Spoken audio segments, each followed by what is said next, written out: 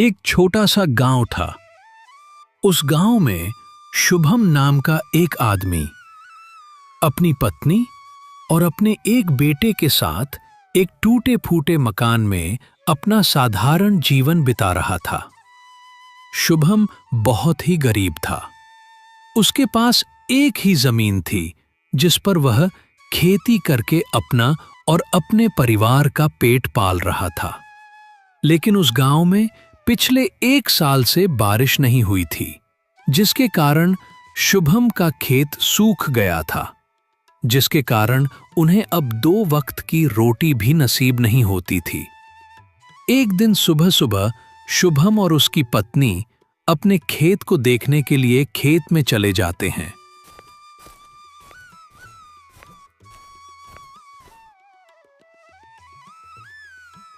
अरे भाग्यवान, देखो ना हमारे खेत की हालात।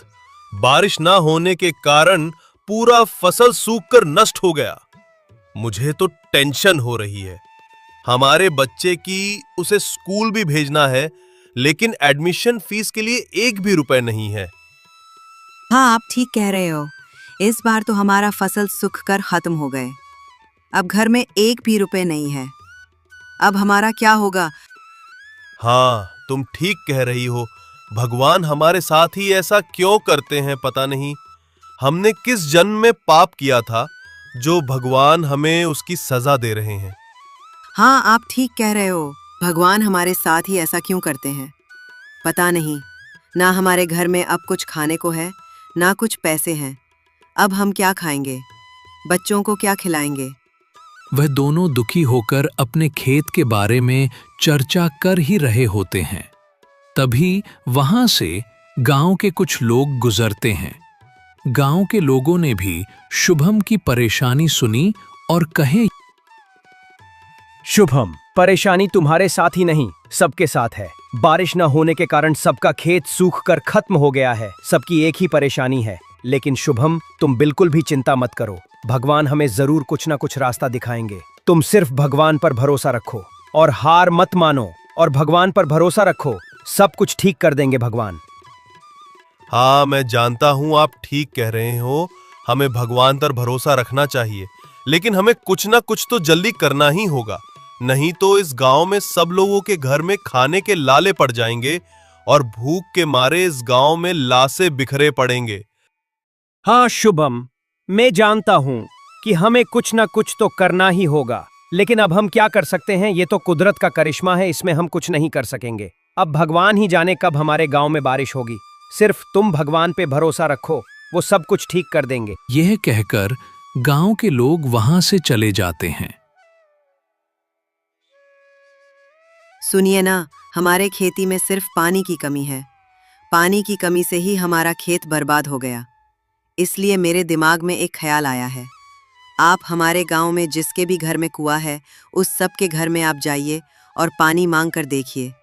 क्या पता कोई हमें पानी दे दे और कहिएगा फसल काटने के बाद हम उनको पैसा दे देंगे। हाँ, तुम ठीक कह रही हो। हमारे खेत में सिर्फ पानी की कमी है, इसी कारण हमारा खेत बर्बाद हो गया। मैं जाता हूं और जिसके भी घर में कुआं है उन सब से अपनी मांग कर देखता हूं। अब तुम घर जाओ और मैं पानी मांगने जाता हूं। उसके बाद शुभम अपनी पत्नी को घर भेजकर अपने पड़ोसी रामू के पास पानी मांगने चला जाता है। अरे रामू, क्या तुम मुझे तेरे कुएं से पानी दे सकता है? तू तो जानता ही है बहुत दिनों से बारिश नहीं हुई है, इसीलिए बारिश ना होने के कारण मेरा खेत बर्बाद हो गया। सब फसल सूखकर खत्म हो गए, इसलिए मुझे पानी की बहुत जरूरत है। क्या तू मुझे पानी दे सकता है?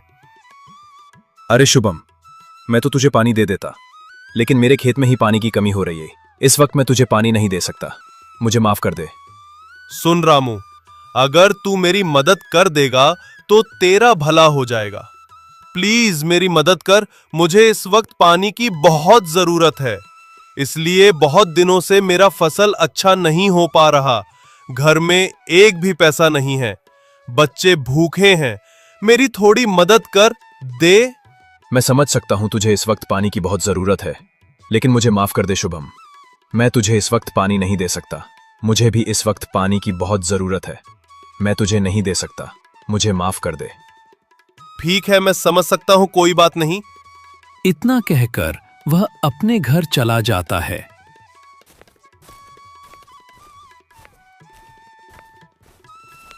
क्या हुआ, आपको पानी मिल गया क्या?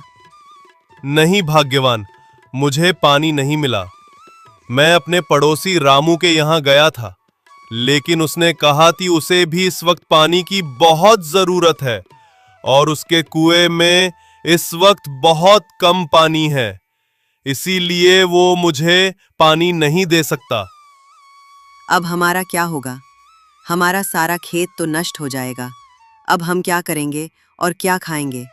बच्चे 2 दिन से भूखे हैं और उसे स्कूल भी भेजना है, लेकिन घर में खाने के भी लाले पड़े हैं। हमारा क्या होगा? मुझे तो बहुत डर लग रहा है। अरे भाग्यवान, तुम डरो मत और चिंता करने की भी जरूरत नहीं। मैं कुछ ना कुछ जरूर करूंगा। मैं तुम लोगों को भूखा नहीं रहने दूंगा। भगवान कुछ ना कुछ जरूर रास्ता दिलाएगा। तुम चिंता मत करो। अगर तुम चिंता करोगी तो तुम बीमार पड़ जाओगी। मैं जानती हूँ, आप ठीक कह रहे हो, लेकिन ये कहने से कुछ नहीं होगा। कुछ ना कुछ तो करना ही होगा। मुझे तो अपने बच्चे की चिंता हो रही है। हाँ, तुम चिंता मत करो, मैं कुछ करता हूं। आज ही मैं जमींदार के पास जाऊंगा और उनसे मदद मांगूंगा। हाँ, ठीक कह रहे हैं। आप जाइए, जमींदार के पास जाइए और उनसे कुछ मदद मांगिए। क्या पता वही हमारे कुछ मदद कर दे। हाँ, मैं उनके पास ही जाता हूँ और कुछ पैसे कर्ज में ले आता हूँ। जैसे ही हमारा फसल ठीक हो जाएगा, तब हम उनका सारा पैसा लौटा देंगे। अब मैं चलता हूँ।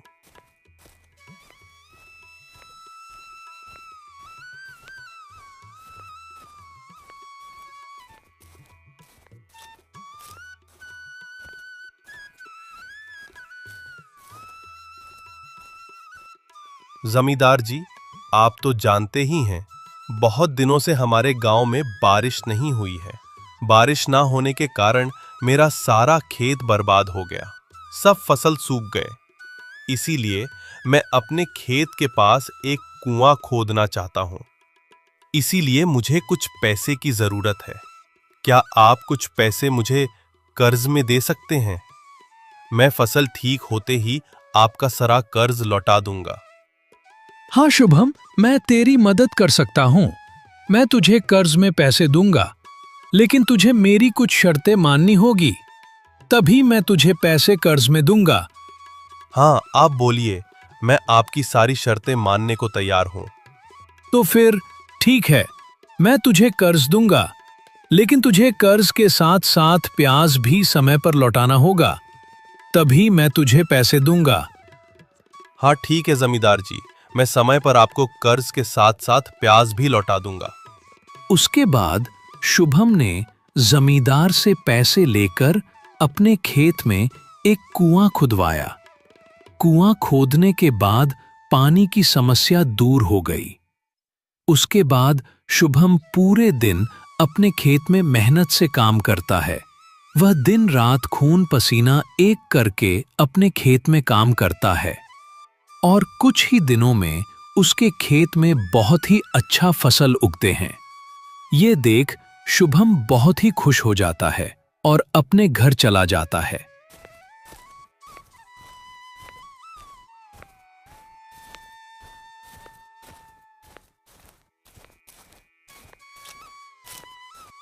आप आज तो बहुत खुश लग रहे हो, क्या बात है? अरे भाग्यवान, मैं खुशखबरी लेकर आया हूं। अरे भाग्यवान, हमारा खेत इस बार सबसे अच्छा हुआ है। अब हमें कोई चिंता नहीं करनी होगी। अब हमें भूखा नहीं रहना होगा और अब हम जमींदार जी के सारे कर्ज लौटा देंगे। क्या आप सच कह रहे हो? अब तो हमें कोई चिंता नहीं करनी होगी। हमें अब भूखा नहीं रहना होगा और हमारे बच्चे की पढ़ाई भी अच्छे से हो जाएगी। हे भगवान, आपका बहुत बहुत शुक्रिया जो आपने हमें हमारी मुसीबतों से दूर कर दिया। ठीक है, तो अब मैं चलता हूं खेत की ओर। आज मैं हमारे फसल की कटाई शुरू कर दूंगा। अब मैं चलता हूं। इतना कहकर वह खेत की तरफ चला जाता है। वह अपने खेत की तरफ जा ही रहा था कि तभी आधे रास्ते में काले बादल छाने लगते हैं और देखते ही देखते जोरदार बारिश शुरू हो जाती है। बारिश से बचने के लिए वह अपने गांव के रामू काका के घर पर चला जाता है।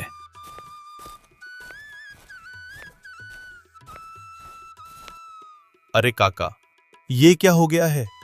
अचानक से इतनी तेज बारिश हो गई। इस बारिश ने तो मेरे सारे फसल बर्बाद कर देंगे।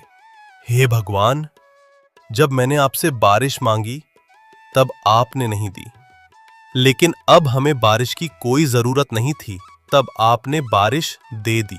आज तो मेरे सारे पके हुए फसल खराब हो जाएंगे।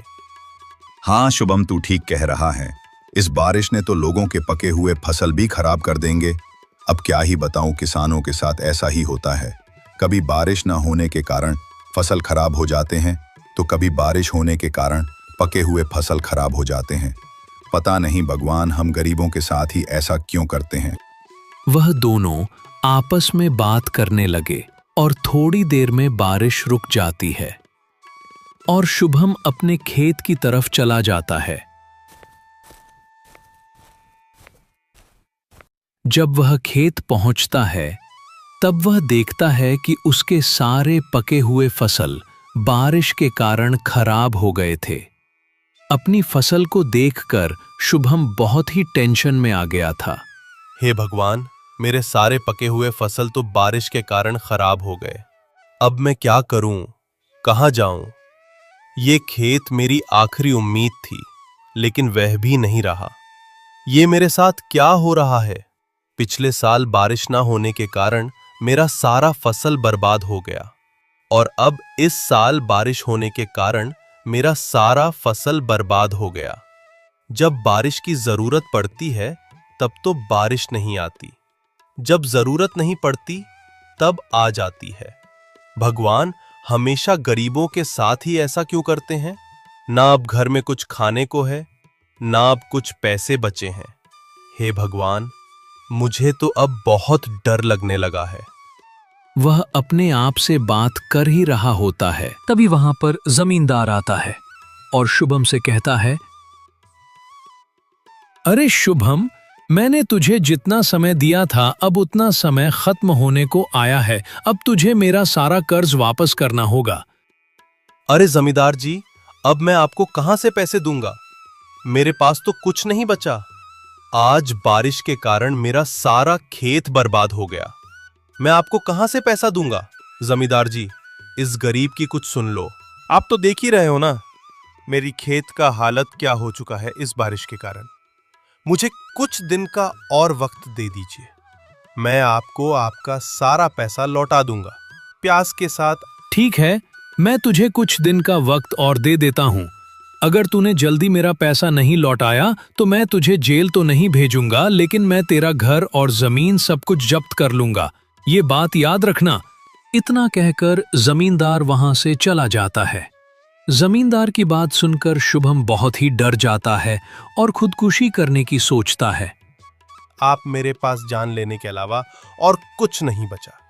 मैं अपने पत्नी और अपने बच्चों को वो सुख नहीं दे पा रहा जो पिता अपने बेटे और पति अपनी पत्नी को देते हैं। ना मैं उनको 2 वक्त की रोटी खिला सकता, ना बच्चों को पढ़ा सकता। अब मुझे जीने का कोई हक नहीं है। अब मेरा आत ही उनके लिए अच्छा होगा। वो खुदकुशी करने के लिए तैयार हो ही रहा था कि तभी उसे अपनी पत्नी और अपने बच्चों का ख्याल आता है और वो सोचता है, नहीं नहीं, मैं अपनी जान नहीं ले सकता। अगर मैं मर गया तो मेरे बच्चे और मेरी पत्नी का क्या होगा? अगर मैं मर गया तो मेरा सारा कर्ज मेरे बच्चों पर टूट पड़ेगा। नहीं नहीं, मैं उन्हें ऐसे छोड़कर नहीं जा सकता। और भाग्यवान अकेली बच्चों को कैसे संभालेगी? नहीं नहीं, मैं ऐसा नहीं कर सकता। मुझे मरने के बजाय और संघर्ष करना चाहिए और अपनी पत्नी और बच्चों को सुख देना चाहिए। नहीं, मैं ऐसे नहीं मर सकता। शुभम ये सोचकर अपने घर चला जाता है। शुभम की पत्नी शुभम को उदास देख कहती है, अरे जी, आज आप इतने उदास क्यों हो? क्या हुआ जो आप इतने उदास हो? अरे भाग्यवान, आज की बारिश ने हमारा सारा फसल बर्बाद कर दिया। और आज जमींदार जी मेरे खेत आए थे और उन्होंने कहा कि अगर मैंने उन्हें जल्द ही प्याज के साथ लौटाना होगा, नहीं तो वो हमारा घर और जमीन सब कुछ जब्त कर लेंगे। मुझे चिंता हो रही है। अब मैं क्या करूं? अब उनका कर्ज कैसे लौटाऊं? अब जो हो गया सो हो गया। अब उसे सोचने से कुछ नहीं होगा। आप चिंता मत करिए, हम मिलकर कोई ना कोई रास्ता जरूर निकाल लेंगे। और भगवान जो भी करता है अच्छे के लिए ही करता है। आप चिंता मत करिए। मुझे माफ करना भाग्यवान, मैं तुम्हें सुख नहीं दे पा रहा, ना बच्चों को सुख दे पा रहा हूं। नहीं, आप ऐसा क्यों कह रहे हैं? एक ना एक दिन हम भी सुख से रहेंगे और इसमें आपकी कोई गलती नहीं है।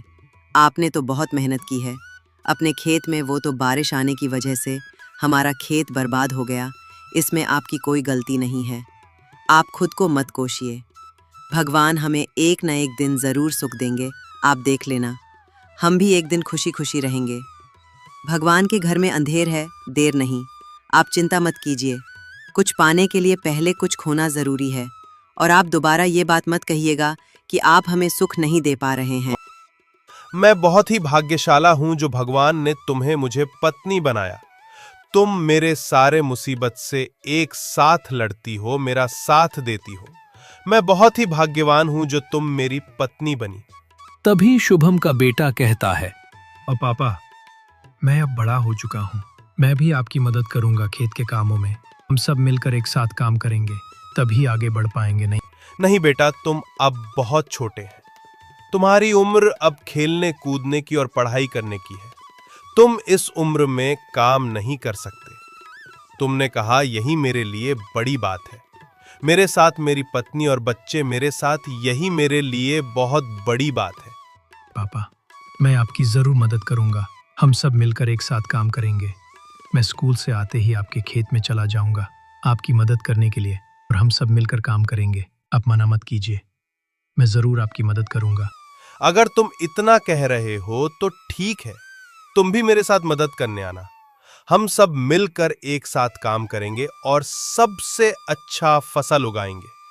भाग्यवान, तुम सुनो, मुझे कुछ ना कुछ तो करना ही होगा। इस बार भी हमारा फसल बर्बाद हो गया, तो इसीलिए मैं अपने बचपन के दोस्त जितेंद्र के घर जाता हूं और उससे कुछ मदद मांगता हूं। क्या पता वो मेरे कुछ मदद कर दे। वो बहुत ही अच्छा आदमी है, वो मेरी मदद जरूर करेगा। हाँ ठीक है, अब जाइए और अपने दोस्त से मदद मांगिए और जल्दी आइएगा। रात मत कीजिएगा आने में। इतना कहकर शुभम अपने बचपन के दोस्त घर के घर चला जाता है।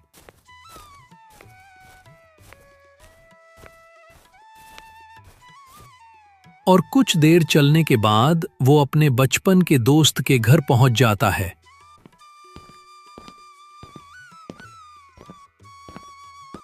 इतने दिनों बाद आए हो? घर में सब कुछ ठीक है ना भाभी? बच्चे सब कुछ ठीक है ना? हाँ मेरे दोस्त, बीवी बच्चे तो ठीक हैं। और तुम बताओ, तुम कैसे हो? हाँ, मैं तो बहुत बढ़िया हूँ। इतने दिनों बाद मेरी याद आई। हाँ दोस्त, काम की वजह से मैं कहीं आता जाता नहीं हूं, इसीलिए। अरे दोस्त, भाभी नहीं दिखाई दे रही है। भाभी घर में नहीं है क्या? हाँ दोस्त, भाभी घर में नहीं है, वो अपने मायके गई हैं। और तुम बताओ, कैसे हो और काम कैसा चल रहा है? अरे दोस्त, क्या ही बताऊं, पिछले 2 साल से बारिश नहीं हुई है। इसी कारण मेरा सारा खेत सूखकर बर्बाद हो गया। कभी बारिश ना होने के कारण खेत बर्बाद हो जाता है, तो कभी बारिश होने की वजह से खेत बर्बाद हो जाता है। अब मुझे कुछ समझ में नहीं आ रहा कि मैं क्या करूं। अरे दोस्त, इसमें टेंशन लेने की क्या बात है? हम तो किसान हैं और किसानों के साथ ऐसा होता ही रहता है। हाँ, मैं मानता हूं किसानों के साथ ये होता है, लेकिन लगातार पिछले 2 साल से मेरा खेत अच्छा नहीं हुआ। बच्चे घर में भूखे हैं। क्या तुम मेरी कुछ मदद कर सकते हो? अरे हाँ हाँ, क्यों नहीं मेरे दोस्त, मैं तुम्हारी जरूर मदद करूंगा। गांव में जो दक्षिण दिशा में मेरा जो जमीन है, वो तू ले ले और उस जमीन में खेती कर। उस जमीन में तेरा खेत बहुत अच्छा होगा और जो भी धान होगा वो सब कुछ तुम रख लेना। अरे नहीं नहीं भाई, मैं तुम्हारा एक जमीन नहीं ले सकता। एक जमीन की कीमत तो बहुत होता है। अगर मैं तुम्हारा एक जमीन ले लूंगा तो तुम क्या करोगे? अरे तुम उसकी चिंता मत करो, मेरे पास बहुत सारे जमीन है। तुम मेरा वो जमीन ले लो और उस जमीन पर खेती करो और अपने बीवी बच्चों का ख्याल रखो। बहुत शुक्रिया दोस्त, जो तुमने मेरी इतनी मदद की। मैं तुम्हारा यह एहसान कभी नहीं भूलूंगा। अरे इसमें कौन सी बड़ी बात है, तुम तो मेरे बड़े भाई की तरह हो। क्या मैं अपने बड़े भाई की मदद नहीं कर सकता? ठीक है, तो अब मैं चलता हूँ, रात होने को आई है। अरे दोस्त, इतने दिनों बाद आए हो, मैं तुम्हें ऐसे नहीं जाने दे सकता। आज तुम खाना खाकर जाओ। अरे नहीं नहीं दोस्त, माफ करना, मैं आज खाना नहीं खा सकता। मेरे बीवी बच्चे अकेले हैं। मैं किसी और दिन आऊंगा और पक्का तुम्हारे घर में खाना खा के जाऊंगा। ठीक है, लेकिन आना जरूर। इतना कहकर वो अपने घर चला जाता है। ए जी, आप आ गए? क्या आपके दोस्त ने कुछ मदद की? हाँ भगवान, मेरे दोस्त ने हमारे गांव में जो पश्चिम दिशा में जो जमीन है, वो जमीन मेरे दोस्त ने मुझे दे दिया। और कहाँ है कि उस जमीन में खेती करने को। ये तो बहुत अच्छी बात है। जो आपके दोस्त ने हमारी मदद की, अब हम कल से ही खेत का काम शुरू कर देंगे। हाँ भाग्यवान, तुम ठीक कह रही हो। हमें कल से ही खेत का काम शुरू कर देना होगा। अब जो हमारे पास 2 जमीन है, तो हमें पहले से ज्यादा मेहनत करनी होगी, तभी हमें अच्छा फल मिलेगा। आप ठीक कह रहे हो, हमें कल से और भी ज्यादा मेहनत करनी होगी, तभी हमें अच्छे फसल मिलेंगे। अब आप खाना खा लीजिए। अगले दिन सुबह शुभम पहले अपने खेत पर जाता है और दिन भर मेहनत करता है। वो सारा दिन खून पसीना एक कर देता है और शाम को अपने खेत का काम खत्म करके अपने घर लौट आता है। और अगले दिन सुबह शुभम अपने दोस्त के दिए हुए जमीन पर जाता है और उस जमीन पर काम करने लगता है और दोस्त के दिए हुए जमीन पर पूरे दिन मेहनत करता है और आखिर में खेत की जुताई का काम खत्म हो जाती है और कुछ दिनों में बारिश शुरू हो जाता है। और देखते ही देखते शुभम के दोनों जमीन पर अच्छे फसल उगते हैं। उसके बाद सबसे पहले वो जमींदार का कर्ज चुकता है और वो खुशी खुशी अपने परिवार के साथ रहने लगता है।